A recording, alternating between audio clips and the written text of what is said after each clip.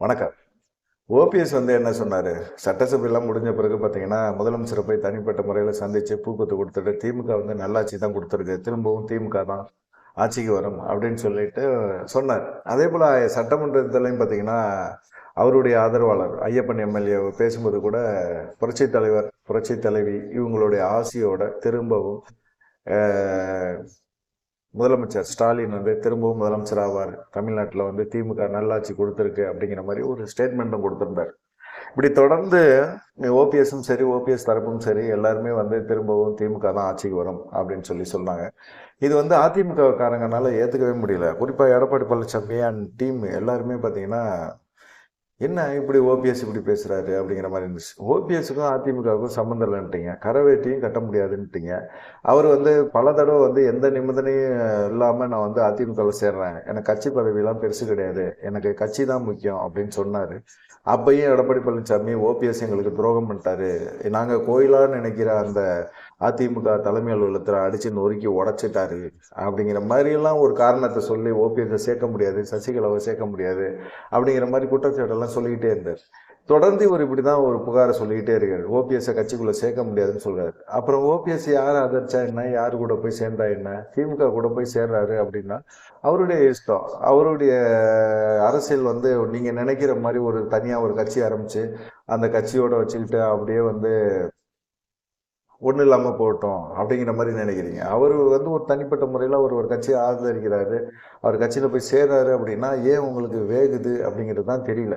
அவர் திமுகவோட சேராரோ சேரலையோ, டிடிவி தினகரன் கூட அதான் சொல்கிறார், பதவிக்காக அதிகாரத்துக்காக அவர் என்ன வேணாலும் செய்வார் ஓபிஎஸ், இதை பல தடவை வந்து நாங்கள் பார்த்துருக்கோம் அப்படின்னு சொல்லி டிடிவி தினகரன் சொல்கிறாரு. டிடிவி தினகரன் ஒரு இலையில கழட்டி விட்டுட்டு தானே போனார். இப்போ அதிமுக என்டிஏ கூட்டணிக்குள்ள அவர் போறாரு, போகும்போதே என்ன செஞ்சிருக்கணும், ஓபிஎஸ்ஸையும் வாங்க நான் உங்களுக்காக பேசுறேன்னு சொல்லணும். பாஜகவும் கழட்டி விட்டுருச்சு, டிடிவி தினகரனும் கழட்டி விட்டுட்டு போயிட்டாரு. அவர் என்ன செய்வார்? அவர் கூட இருந்தவங்க எல்லாருமே ஓபிஎஸ் வந்து ஒரு நிலையான ஒரு மனநிலையில் இல்லை, ஒரு நிலைப்பாட்டில் இல்லை, அவர் வந்து ஒரு உறுதியாக ஒரு கொள்கை இல்லை அவர்கிட்ட, கட்சி ஆரம்பிங்கன்னா அதுக்கும் தயக்கம் காட்டுறாரு அப்படிங்கிற மாதிரி சொன்னார். இப்படி நிறைய விஷயங்கள் வந்து அவரை விட்டு போகும்போது அவர் என்ன செய்வார்? அவருடைய அரசியல் எதிர்காலத்துக்காக திமுக சைடு போறாருன்னா போயிட்டு போறாரு அப்படின்னு சொல்லிட்டு விட்டுட போயிட தானே. எம்ஜிஆர் ஜெயலலிதா ஸ்வீடன் எப்படி ஸ்டாலின் வந்து முதலமைச்சர் ஆவார் அப்படின்னு சொல்லலாம். சரி, இது சாதாரண வார்த்தை தான் அப்படிங்கிறத ஏன் எடுத்துக்க முடியல உங்களால்? ஓபிஎஸ் இப்படி வந்து சொல்கிறாரு அப்படின்னா அவர் சொல்லிட்டு போகிறாரு அப்படின்னு சொல்லிட்டு நீங்கள் விட்டுறணும். ஆனால் அவர் வந்து சொன்னார், ஏன் உங்களுக்கு டக்குன்னு பொசுக்குன்னு அப்படியே பற்றிக்குது அப்படின்னா, எம்ஜிஆர் இல்லை ஜெயலலிதா காலகட்டத்தில் வந்து அவர் விசுவாசின்னு வந்து ஜெயலலிதாவெல்லாம் அறிவிக்கப்பட்டவர். அது இல்லாமல் 3 முறை முதலமைச்சராக இருந்தவர். இந்த மாதிரி இருந்தவர் வந்து ஒருத்தர் இப்படி ஒரு வார்த்தையை சொல்கிறாரு அப்படின்னா கண்டிப்பாக வந்து அது இவங்களுக்கு சுருக்குன்னு தான் இருக்கும், சுருக்குன்னு தான் இருந்திருக்கு. இதுக்கு தான் வந்து கடம்பூர் ராஜெல்லாம் என்ன செஞ்சுருக்கிறாரு, எம்ஜிஆர் ஜெயலலிதா இவங்களுடைய ஆன்மா வந்து ஒரு காலகட்டத்திலையும் பார்த்தீங்கன்னா எடப்பாடி இவர் ஓபிஎஸ் வந்து மன்னிக்கவே மன்னிக்காது அப்படின்னு சொல்லியிருக்காரு. அதுக்கான தண்டனை நிச்சயமாக உண்டு அப்படின்னு சொல்லியிருக்காரு. ஏப்பா, உங்களை கூட இருந்து நீங்கள் என்ன ஜெயலலிதா எம்ஜிஆருக்கு நீங்கள் என்ன மரியாதை கொடுத்துருக்கீங்க? அவங்க பிறந்த நாளைக்கு மட்டும் அங்கங்கே போய் இருக்கிற மாவட்ட செயலர்கள் மாலையை போடுறீங்க, அவ்வளோதான். மற்றபடி என்ன பண்ணியிருக்கீங்க? உங்கள் ஆள் எடப்பாடி பழனிசாமி என்ன பண்ணார்? மாவட்ட செயலர் அவர் நிரந்தர பொதுச் செயலாளர்னு வச்சுட்டு அதுக்கப்புறமா அந்த நிரந்தர பொதுச் செயலாளரையும் தூக்கி விட்டுட்டு இவர் வந்து பொதுச் செயலாளர் ஆகிட்டார். அம்மாவோட ஃபோட்டோ எந்த உறுப்பினர் கார்டில் எங்கேயாவது வந்து பார்த்தீங்கன்னா எல்லாம் சின்னதாக போயிடுச்சு, ஸ்டாம்ப் சைஸுக்கு போயிடுச்சு, எல்லாம் சின்னதாகிடுச்சு. இப்போ நீங்கள் என்ன நினைக்கிறீங்க? ஜெயலலிதாவுக்கோ எம்ஜிஆருக்கோ முக்கியத்துவம் கொடுக்குறீங்களா? இன்னமும் எம்ஜிஆருக்காக ஓட்டு போடுற, ரெட்டைலை சின்னத்துக்கு ஓட்டு போடக்கூடிய நபர்கள் தான் அதிக அளவில் இருக்கிறாங்க. அப்படிப்பட்ட ஒரு சூழ்நிலையில் நீங்களே வந்து மதிக்கலை, கட்சியை கைப்பற்றி வச்சுருக்கீங்க, சின்னத்தை கைப்பற்றி வச்சுருக்கிறீங்க, அவ்வளோதான். அதை கொடுத்துட்டு போனால் அந்த தலைவர்களுக்காக நீங்கள் என்ன பண்ணி வச்சுருக்கீங்க?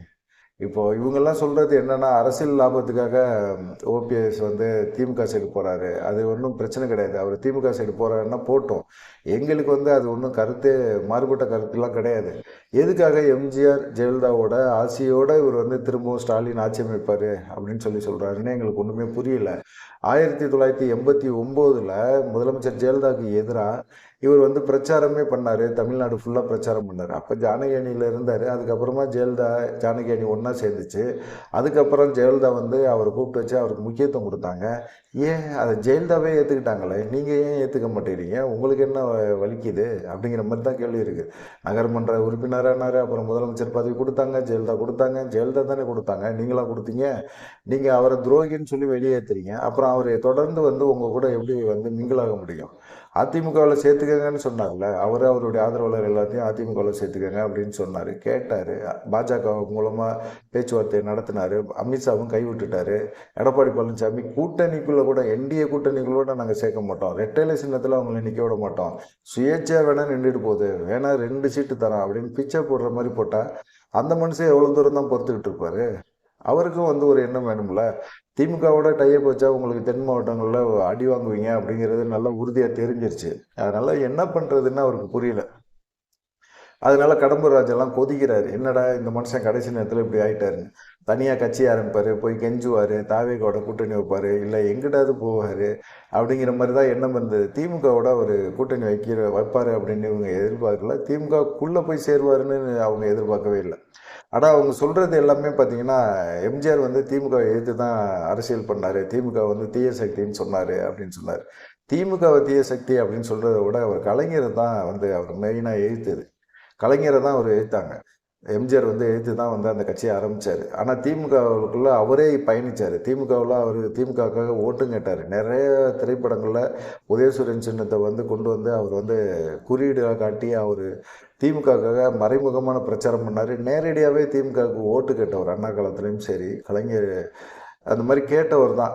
அதுக்கப்புறம் கலைஞருக்கும் இவருக்கும் சண்டை வந்த பிறகு பார்த்தீங்கன்னா, கருணாநிதிக்கு எதிராக தான் அதிமுக அப்படிங்கிற ஒரு கட்சியை ஆரம்பித்தார். அது நிறைய போராட்டங்கள்லாம் சந்தித்தார்.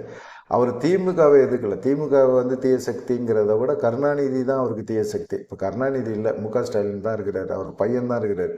அவர் பையன் வந்து பெருசாக வந்து கலைஞர் போலெல்லாம் பெருசாக வந்து ஒரு வஞ்சனையோடு செயல்படலை, நாசுக்காக தான் இருக்கிறாரு. அதனால வந்து அவரை வந்து ஆதரிக்கிறது ஒரு தப்பு கிடையாது அப்படிங்கிறது ஓபிஎஸோட மனநிலை. திமுகவை தீய சக்தின்னு எம்ஜிஆர் சொல்லியிருக்கலாம், ஜெயலலிதா சொல்லியிருக்கலாம், ஆனால் நாங்கள் சொல்ல மாட்டோம் அப்படிங்கிற மாதிரி இருக்காரு. எடப்பாடி பழனிசாமி சொல்லிட்டு போகிறாரு. அதனால ஒன்றும் பிரச்சனை கிடையாது. அவர் வந்து 2 பேருமே நேற்று சீமான் பேசினார்ல, அதிமுக திமுக வேறு வேறு கட்சிகள் கிடையாது, நீங்கள் வேணால் திமுகவில் பாருங்கள், அதிமுகவில் இருந்தால் முன்னாள் அமைச்சர்கள் அப்படியே ஒரு 10 பேர் இந்த சைடு இப்போயும் அமைச்சராக தொடர்ந்துக்கிட்டே இருக்கிறாங்க. அப்படி தான் இருக்குது. திமுக அதிமுக இல்லை, 2 பேருமே சேர்ந்து கொள்ளையடிக்கிறாங்க. கொள்ளையடிக்கிற காசை ஒரு இடத்துல வச்சு பங்கு பிரிச்சுக்கிறாங்க, அவ்வளோதான். 2 கட்சியுமே அப்படி தான் இருக்குது. அந்த மாதிரி கட்சிகளுக்கு வச்சுக்கிட்டு நீங்கள் எப்படி ஓட்டு தொடர்ந்து போடுறீங்க அப்படிங்கிறத கேட்டிருக்காங்க. அதை தாண்டி பார்த்தீங்கன்னா, கடம்பூர் ராஜு ஓபிஎஸ் உடம்புல ஓடுறது அதிமுக ரத்தமா அப்படின்னு கேட்டிருக்கிறாரு. அதிமுக ரத்தம் தான். ஆனால் என்ன பண்ண முடியும்? நீங்கள் வந்து உங்கள் உடம்புல ஓடுறது அதிமுக ரத்தமா, உண்மையான அதிமுக ரத்தமா அப்படிங்கிற கேள்வியை நீங்களே கேட்டுக்கங்க. அதிமுக ரத்தமாக இருந்தால் என்ன செஞ்சுருப்பாங்க? ஜெயலலிதா போல் ஓபிஎஸ் வந்து ஜானகி அணிக்காக பிரச்சாரம் பண்ணவர், நம்மளை எதிர்த்து பேசினவர், நம்மளை கடுமையாக விமர்சனம் பண்ணவர் அப்படின்னு அவங்க நினைக்கவே இல்லை. அவங்க வந்து வேணும் அப்படின்னு நினச்சி தான் வந்து ஓபிஎஸ் எல்லாம் திரும்பவும் கட்சிக்குள்ளே சேர்த்தாங்க. கடம்பூர் ராஜுக்கு பதிலுக்கு கேள்விக்கு இதுதான் பதில். ஆனால் இன்றைக்கி எடப்பாடி பழனிசாமி அப்படி சேர்க்குறாரா? கட்சி நாசமாக போனாலும் போதும், கட்சி திரும்பவும் ஆட்சிக்கு வரலைனாலும் பரவாயில்ல, ஆட்சி அதிகாரத்துக்கு வரலைனாலும் பரவாயில்ல, கட்சியில் இருக்கிற நிர்வாகிகள் யாருமே பெருசாக வந்து போராடணும்னு பரவாயில்ல அப்படிங்கிற ஒரு எண்ணத்துக்கு போயிட்டார். கட்சியை கைப்பற்றினா போதும் நமக்கு அப்படிங்கிற ஒரு எண்ணம் மட்டும்தான் அவருக்கு இருக்குது. அதனால வந்து கூட்டணிக்குள்ளெல்லாம் வந்து பெருசாக வந்து அவர் பேச மாட்டேங்கிறாரு அப்படிங்கிற மாதிரி இருக்குது. பார்க்கலாம். ஓபிஎஸ் வந்து ரெட்டலை சின்னம்லாம் வேணாம் எனக்கு, அவர் கொடுக்க மாட்டேன்னு சொல்கிறார் எடப்பாடி பழனிசாமி. அதனால் என்ன பண்ண முடியும்? அதனால் திமுக சைடு போகிறாரு அப்படிங்கிற மாதிரி இருக்குது. பார்ப்போம் என்ன நடக்கும் அப்படின்னு சொல்லிட்டு. இன்னொன்று வந்து பார்த்திங்கன்னா, தொகுதி பங்கீடு சம்மந்தமாக பாஜக ஒரு அழுத்தம் கொடுக்குறாங்க. தேமுதிக வந்து கூட்டணிக்குள்ளே வரும் அப்படின்னு எதிர்பார்த்துக்கிட்டே இருந்தாங்க. பேச்சுவார்த்தை எடப்பாடி பழனிசாமி நடத்துகிறாரு அப்படிங்கிற மாதிரி சொன்னாங்க. ஆனால் பெருசாக நடத்தவே இல்லை. அவரை பொறுத்த வரைக்கும் வந்து எடப்பாடி பழனிசாமிக்கு வந்து தேமுதிக கூட்டணிக்குள்ளே பெரும்பான்மையான கட்சிகளை கொண்டு வரணும், அதிமுக அதிக தொகுதிகளை போட்டி போடணுங்கிறார். கூட்டணி பலம் இல்லாமல் அவரால் ஜெயிக்க முடியாது அப்படிங்கிற ஒரு நம்பிக்கை அவருக்கு இல்லை. கூட்டணி பலத்தைப்படுத்தணுங்கிற எண்ணமே அவர் மைண்டில் இல்லை. நம்ம 170 180 தொகுதியில் நம்ம போட்டி போடணும். போட்டு என்ன பண்ணுறது? டெபாசிட் இழந்துட்டிங்கன்னா என்ன பண்ண முடியும்? ரொம்ப கேவலமாக இருக்குங்கள. அதெல்லாம் பற்றி அவர் கவலையே படலை. அதனால் வந்து பார்த்திங்கன்னா, தேமுதிக இப்போ திமுக சைடு போயிடுச்சு. திமுக சைடு போன பிறகு அவங்களுக்குன்னு ஒதுக்குறதுக்கு ஒரு 7 சீட்டு ஒதுக்கியிருந்தார்ல, இப்போ அதை வந்து பாமக அன்புமணியும் கேட்குறாரு, டிடிவி தினகரன் கேட்குறாரு. இப்போ பாஜகவும் தொகுதி பங்கீடு பேச்சுவார்த்தை நேற்று முருகன் வந்து தங்கமணிகிட்ட பேச்சுவார்த்தை நடத்தியிருக்காரு. அப்போ வந்து தொகுதி பங்கீடு சம்மந்தமாக, ஏன்னா பிரதமர் மார்ச் 1ஆம் தேதி வராரு. மார்ச் மாதத்துல 3 தடவை வந்து பிரதமர் வந்து தமிழ்நாட்டுக்கு வராரு. அதனால் வந்து பார்த்திங்கன்னா, இவங்க தொகுதி பங்கீடை முடிச்சிடலான்னு சொல்லிட்டு நேற்று தங்கமணிகிட்ட பேச்சுவார்த்தை நடத்தியிருக்கிறாங்க. கிட்டத்தட்ட பார்த்தீங்கன்னா பாஜக வந்து ஒரு 35 தொகுதியிலேருந்து 40 தொகுதி அவங்க எதிர்பார்க்குறாங்க. இந்த தொகுதியை வந்து எடப்பாடி பழனிசாமி கொடுப்பாரா அப்படிங்கிற ஒரு சந்தேகம் அவருக்கு இருக்குது. ஆனால் கண்டிப்பாக கொடுத்து தான் ஆகணும் அப்படிங்கிற ஒரு சூழ்நிலை கொண்டு வந்துட்டாங்க. அதே போல் அன்புமணியும் சரி, டிடிவியும் சரி, தேமுதிகவுக்கு ஒதுக்குற தொகுதிகள் இருக்குல்ல, அதை எங்களுக்கு கொடுத்துருங்க அப்படின்னு சொல்லி அவங்களும் வந்து ஒரு ப்ரெஷர் கொடுக்குறாங்க. எடப்பாடி பழனிசாமி தொகுதி பங்கீடு சம்மந்தமாக என்ன பண்ணுறதுன்னு தெரியல. அமைச்சர் பியூஷ் கோயல்கிட்ட வந்து தங்கமணி வந்து மிக நெருக்கமாக இருந்தார். அதிமுக ஆட்சி காலத்தில் இவர் தானே மின்சாரத்துறை அமைச்சராக இருந்தார் தங்கமணி. அப்போ பியூஷ் கோயல்கிட்ட வந்து ரொம்ப நெருக்கம் காட்டினார். நெருக்கம் காட்டி தமிழ்நாட்டில் வந்து உதயமின் திட்டத்தை கொண்டு வரதுக்கு மிக முக்கியமாக பியூஷ் கோயல் தான் முயற்சி பண்ணி ஜெயிச்சார். அதில் அந்த மாதிரி ஒரு விஷயங்கள்லாம் நடந்திருக்கு. அதனால் அமைச்சர் பியூஷ் கோயல் கூட பேசுவார். இப்போ எல்முருகன் கூட பேச்சுவார்த்தை நடத்தியிருக்காங்க. பார்க்கலாம் என்ன நடக்குமா அப்படின்னு சொல்லிட்டு. தொகுதி பங்கீடில் அதிமுக பாஜகவுக்குள்ள சில பிரச்சனைகள் வர்றதுக்கு வாய்ப்புகள் இருக்குது அப்படின்னு சொல்கிறாங்க. இந்த 2 முக்கியமான விஷயங்கள் தான் பார்க்கப்படுது. முதல்ல வந்து பார்த்திங்கன்னா ஓபிஎஸ் திமுக சைடு போகிறாரு அப்படிங்கிற ஒரு விஷயந்தான் பெரிய கான்ட்ரவர்சியாக பேசப்பட்டுக்கிட்டு இருக்கு. போனால் போயிட்டு போகிறாருன்னு விட்டுறதுக்கு உங்களுக்கு என்னப்பா வலிக்குது அப்படிங்கிற மாதிரி தான் கேள்வி இருக்குது. அவருடைய நீங்கள் புறக்கணிக்கிறீங்க, ஒரு சைடு ஏற்றுக்கிறேன்னு சொல்கிறாங்க, ஏற்றுக்கிற சைடு தான் போவார். நீங்கள் நினைக்கிற மாதிரிலாம் அரசியல் கிடையாது தம்பி அப்படிங்கிற மாதிரி தான் ஓபிஎஸ் ஒரு ஆட்டத்தை காட்டுறாரு எடப்பாடி பழனிசாமிக்கு அப்படின்னு சொல்கிறாங்க. உங்களுடைய கருத்து என்ன அப்படிங்கிறத மறக்காம கமெண்ட் பண்ணுங்கள். நன்றி, வணக்கம்.